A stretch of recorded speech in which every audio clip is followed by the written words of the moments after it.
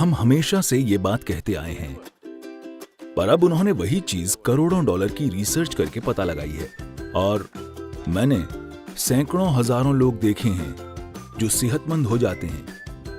अगर कोई चीज मेरी प्लेट पर आती है तो उसे महसूस करके मैं जान जाता हूं कि क्या खाना है और क्या नहीं खाना है। आप आज कुछ खाइए और देखिए, ये देखना सीखिए कि वो खाना खाकर आपका शरीर कितना चुस्त महसूस करता है।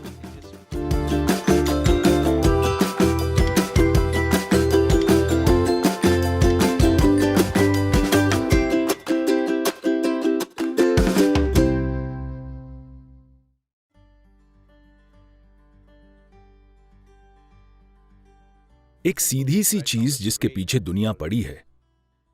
अगर आप हमारे आश्रम में आएं, तो लोग शारीरिक रूप से बहुत सक्रिय हैं। वे बस सुबह 10 बजे खाते हैं और फिर शाम को 7 बजे, बस 2 बार भोजन। मुझे कितने डॉक्टर कह चुके हैं कि वे कुपोषण से मर जाएंगे, ये हो जाएगा, वो हो जाएगा, आप ये कीजिए, वो कीजिए। ज्यादातर दिनों में मैं सिर्फ एक बार ही खाता हूं, बस एक बार भरपूर खाता हूं, इतना ही। डॉक्टर मुझे कह रहे हैं, नहीं सदगुरु, आप इतनी यात्राएं करते हैं, ये हो जाएगा, वो हो जाएगा, आपको 4 घंटे में कम से कम एक बार खाना खाना चाहिए, कुछ तो खाना चाहिए। मैंने कहा, मुझे अकेला छोड़ दीजिए, मैं ठीक हूं। पर अब अमेरिका की एक बहुत बड़ी यूनिवर्सिटी कह रही है, रुक रुक कर उपवास कीजिए। ये कोई बकवास नहीं है, अच्छी चीज है। लेकिन उन्होंने ऐसी चीज फिर से खोजी है जो हम हमेशा जानते थे। अब हर कोई कह रहा है 16 घंटे का अंतराल होना चाहिए, फिर सभी बीमारियां ठीक हो जाएंगी। हम इतने हजारों साल से क्या कह रहे थे? सीधी बात यह है, इसके कई पहलू हैं, मानसिक, शारीरिक। लेकिन अब दुनिया में कैंसर बढ़ रहा है। कैंसर की कोशिका समाज में एक अपराधी की तरह है। हम सबके शरीर में होती है, लेकिन उनकी संख्या जितनी होनी चाहिए, अगर उससे बढ़ जाए या सब साथ मिलकर एक जगह जमा हो जाएं, तो वे अपराधियों के गिरोह जैसी बन जाएंगी। कोच्चि में भी जेब कतरे होंगे, मुझे यकीन है। हेलो, वे छोटे मोटे अपराधी हैं। जब अकेले या 2-3 मिलकर काम करते हैं, तो हम उन्हें गंभीरता से नहीं लेते। हम उन पर ध्यान नहीं देंगे क्योंकि छुटपुट चीजें होंगी। पर मान लीजिए ऐसे 100 लोग संगठित होकर अपराध करने लगें, तो हम उन पर टूट पड़ेंगे, क्योंकि हम जानते हैं अब वे समाज के लिए खतरा हैं। कैंसर की कोशिकाएं भी इसी तरह हैं, अपराधी जो यहां वहां घूमकर कुछ नुकसान पहुंचा रहे हैं। फिलहाल उनकी यही समस्या है कि वे बाकी कोशिकाओं के मुकाबले 8 से 10 गुना ज्यादा खाती हैं। तो अगर आप 2 भोजन के बीच में पर्याप्त अंतराल देते हैं, तो उनमें से ज्यादातर मर जाएंगी, क्योंकि वे जी नहीं पाएंगी। हम हमेशा इसकी बात करते रहे हैं, लेकिन अब उन्होंने वही चीज करोड़ों डॉलर की रिसर्च करके पता लगाई है। मैंने हजारों लोग देखे हैं जो सिर्फ इसलिए स्वस्थ हो गए क्योंकि वे हर समय ठूंसते नहीं रहते, जब पेट पहले से ही भरा हुआ हो।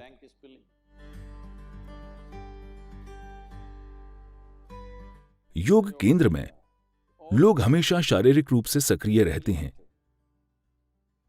तो दोपहर 3:30-4 बजे तक हर कोई बहुत भूखा हो जाता है। उन्हें बहुत भूख लगी होती है, लेकिन हम उसके साथ जीना सीख लेते हैं, क्योंकि खाली पेट होना और भूखा होना 2 अलग चीजें हैं। भूख का मतलब है आपकी ऊर्जा गिरने लगी है, पर खाली पेट होना अच्छा है। योग विज्ञान में आज आधुनिक विज्ञान भी सहमत है, लेकिन जो चीज हम अपने अनुभव से जानते हैं, वहां तक पहुंचने के लिए आप लाखों डॉलर लगा देंगे, क्योंकि रिसर्च का मतलब यही है, कई लाख डॉलर खर्च कर देना। ये ऐसा ही है। your body and your brain works at its best only when your stomach is empty. पेट खाली होने पर भी आपका शरीर और आपका दिमाग सबसे अच्छे से काम करते हैं। तो हम हमेशा से ये पक्का करते हैं कि हम इस तरह से खाएं, हम कितना खाएं कि खाना खाने के 2 से 2.5 घंटे के बाद हमेशा हमारा पेट खाली हो जाए। तो हम हमेशा खाली पेट सोने जाते हैं। लोगों को लगता है नींद नहीं आएगी, वे सो सकते हैं। औसतन 25 सालों में औसतन मैं बस 2.5 से 3 घंटे ही सोया हूं। इन चीजों से थोड़ा आलसी होता जा रहा हूं, और 3.5 से 4 घंटे सो रहा हूं। लेकिन मैं बहुत ज्यादा यात्राएं करता हूं। जब मैं ज्यादा यात्रा कहता हूं, अगर मैं अगले कुछ दिनों की यात्राओं के बारे में आपको बताऊं तो आप कुर्सी से गिर जाएंगे। हाँ, मैं आपको बताऊं क्या? नहीं, जरूरी नहीं है, क्योंकि अगले 10 दिनों में मैं 5 अलग अलग देशों में जाऊंगा। वहां पता नहीं कितने कार्यक्रम होंगे, हर तरह के कार्यक्रम। तो आप इस तरह सिर्फ इसलिए काम कर पाते हैं क्योंकि आप जरूरत से ज्यादा नहीं खाते। ये बहुत बहुत महत्वपूर्ण है। सभी 2 बार खाते हैं। मैं आमतौर पर 1 बार ही खाता हूं, शाम 4:30-5 बजे, क्योंकि मुझे प्लेट के सामने बैठकर ये सोचना पसंद नहीं कि कितना खाऊं। मैं भरपूर खाना पसंद करता हूं। तो शाम को 4:30-5 बजे अगर मैं भोजन करता हूं तो फिर मैं अगले दिन ही खाता हूं। क्या ये काफी है? क्या मैं ठीक लग रहा हूं? हेलो? क्योंकि शरीर में जो भी सुधार और शुद्धिकरण होना है, उसके लिए पेट खाली होना चाहिए। ये बहुत बहुत महत्वपूर्ण है, वरना कोशिकाओं के स्तर पर शुद्धिकरण नहीं होगा।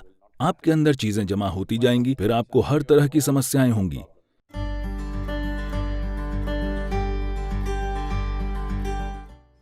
जब आप भोजन को छूते नहीं हैं, तो आप नहीं जानते कि वो क्या है।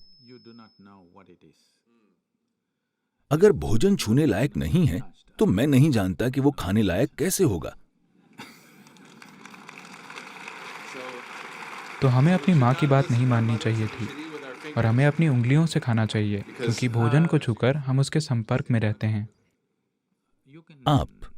आपके हाथों की सफाई पूरी तरह से आपके हाथों में है। फोर्क की सफाई पूरी तरह से आपके हाथों में नहीं है। ये सच है।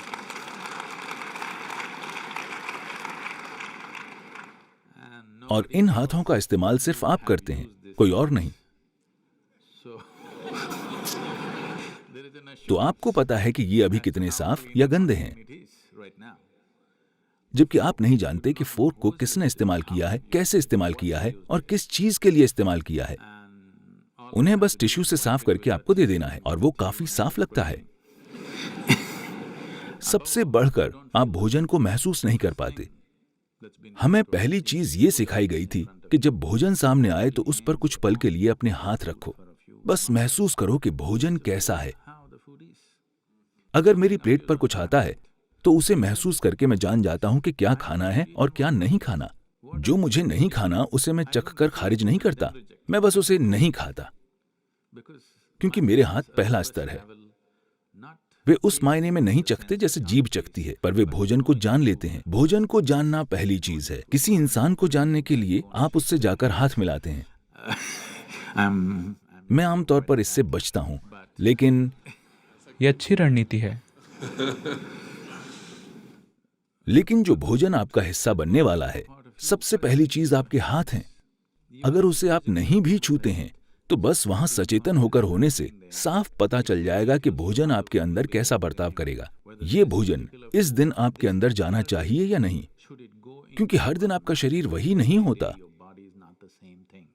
हर दिन, हर पल ये अलग होता है। अगर आप भोजन को महसूस करें तो आप जान जाएंगे कि आज इस भोजन को आपके अंदर जाना चाहिए या नहीं।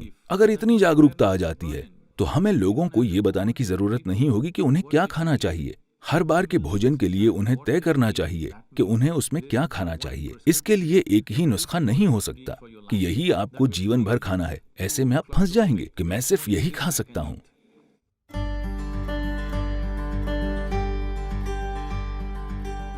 अपने भोजन को चुनना और खाना, ये दोनों चीजें सचेतन होकर कीजिए। आप क्या खाते हैं उतना ही महत्वपूर्ण है कि आप कैसे खाते हैं।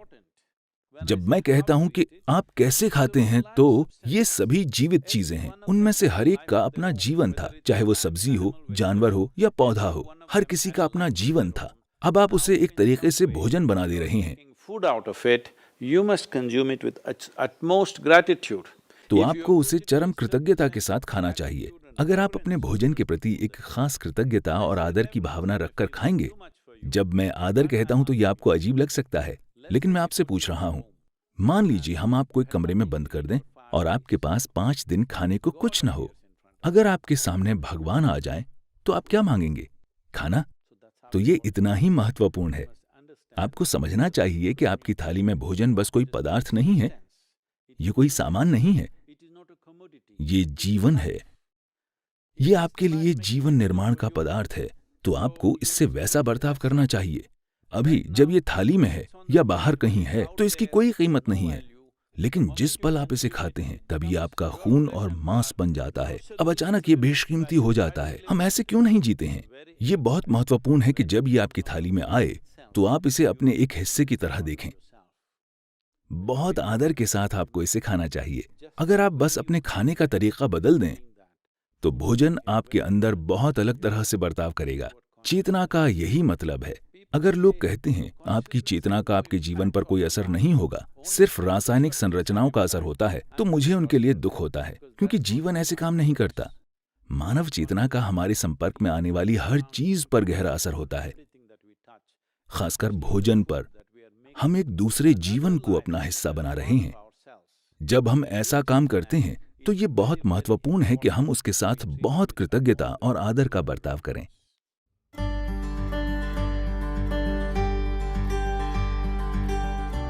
मैं आपको बताना चाहता हूं कि अच्छी आदत और बुरी आदत जैसा कुछ नहीं होता। Habit means you are functioning unconsciously.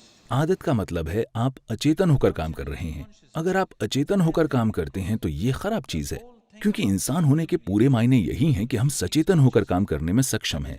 इंसान होने की यही खूबसूरती है कि हम हर चीज चेतनापूर्वक कर सकते हैं। एक जानवर जो चीज अचेतन होकर करता है वही चीज हम पूरी चेतना में कर सकते हैं। हम अचेतन होकर खा सकते हैं या हम सचेतन होकर खा सकते हैं। हम अचेतन होकर सांस ले सकते हैं या हम सचेतन होकर सांस ले सकते हैं। जो भी चीज हम कर सकते हैं उसे हम सचेतन होकर भी कर सकते हैं। जिस पल हम चेतना में कार्य करते हैं अचानक वो बहुत परिष्कृत और शानदार दिखने लगते हैं। जब कोई चेतनापूर्वक चलता और बोलता है तो क्या वो एक सुंदर इंसान नहीं बन जाता? हाँ या ना? बस इतना ही है। तो ऐसा क्यों है कि हम आदतें बनाने की कोशिश करते हैं जैसे कि वो एक अच्छी चीज हो? आदत का मतलब है तय तरीके जहां आपको सोचना नहीं होता। आपके सुबह उठते ही सब होने लगता है। नहीं, अपने जीवन को ऑटोमेटिक मत बनाइए। ये कुशलता नहीं है, ये मशीनी कुशलता है। इंसान का काम बुद्धिमानी और चेतना से काम करना है। कोई उससे मशीन जैसे काम करने की उम्मीद नहीं करता। तो भोजन की बात करें, भोजन को शरीर के लिए उपयुक्त होना चाहिए जिसके लिए हम खाते हैं। ये शरीर के लिए है। जो भोजन आप खाते हैं वो शरीर के निर्माण का पदार्थ है। सही भोजन क्या है? दुर्भाग्य से अभी ये बिल्कुल गड़बड़ हो गया है। पारंपरिक रूप से इस देश में हम समझदारी से खाते थे, लेकिन हजारों साल से हुए हमलों की वजह से दूसरी तरह की भोजन परंपराएं आ गई हैं और आज राष्ट्रीय भोजन पिज्जा या पास्ता है। ये क्या है? कौन सा? मैं नहीं जानता। दोनों मुकाबला कर रहे हैं। तो हम भोजन के बारे में अपनी समझ खो रहे हैं। अब समय आ गया है कि हम सबसे अच्छी चीज पहचानें। अगर मैं इसके विस्तार में जाऊं तो ये लंबी प्रक्रिया हो जाएगी, लेकिन आपको भोजन को परखना चाहिए, बस जीभ से नहीं बल्कि शरीर से भी। आप आज कुछ खाइए और देखिए। बस ये देखना सीखिए कि वो खाना खाकर आपका शरीर कितना चुस्त और फुर्तीला महसूस करता है। अगर शरीर को महसूस होता है कि वो कब्र में जाना चाहता है तो वो भोजन अच्छा नहीं है। अगर वो भोजन खाकर उसे लगता है कि जीवन जीना चाहिए, कॉफी को छोड़कर, क्योंकि वो उत्तेजक है। अगर खाना खाकर शरीर चुस्त और जीवंत महसूस करता है तो इसका मतलब है वो भोजन अच्छा है, शरीर उसे पसंद कर रहा है। अगर आप कुछ खाते हैं और शरीर में सुस्ती महसूस होती है तो उसका मतलब है कि शरीर को भोजन पसंद नहीं है, उसको उससे परेशानी हो रही है, इसलिए सुस्ती महसूस हो रही है। तो बस इस आधार पर मेरा मतलब है ये एक बहुत ही सीधा और आसान तरीका है।